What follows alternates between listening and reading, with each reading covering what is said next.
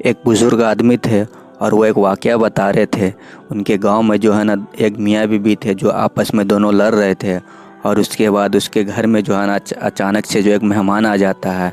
उसके बाद जो है ना जो आदमी जो होता है उसको ले जाता है, मेहमान को बैठालता है, और उसके बाद जो है बातें होती है। फिर इसके दिल में ये ख्याल आता है कि भाई मेहमान आए हैं तो कुछ तो मतलब इनके खाने पीने का इंतज़ाम तो करना पड़ेगा ना।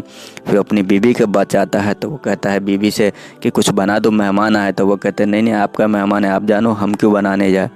फिर जो है ये चुप होकर चला जाता है। उसके बाद फिर थोड़ी देर बैठता है। फिर इसके दिल में ख्याल आता है कि मेरे घर के सामने वो भी हमारा रिश्तेदार है, उसे कहेंगे तो वो बना देगा।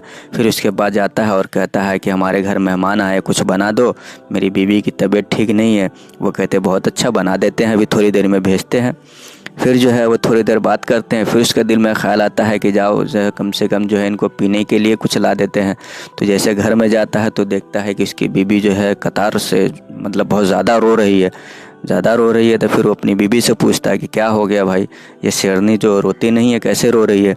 तो फिर उसकी बीबी कहती है कि ये झगड़ा मेरा और आपका था, इसमें मेहमान की गलती नहीं है, मैंने गलती की मेहमान को मना करके।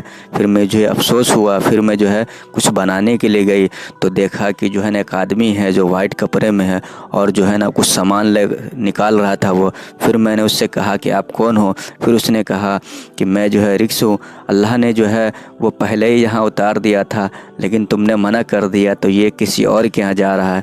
तो ये जो है अल्लाह का बहुत बड़ा एहसान होता है जिसके घर में कि जो है ना उसके पास मेहमान आता है तो जैसे मेहमान आए उसकी इज्जत करो और उसका जो है पूरी तरीके से ख्याल रखो, क्योंकि अल्लाह रब्बुल इज़्ज़त जो है जिस बंदे से खुश होते हैं उसी के घर में मेहमान जो है अल्लाह पाक भेजते हैं। तो अल्लाह जल्ल शाअनहू से जो है हमें जो है माफ़ी तलब करनी चाहिए और हम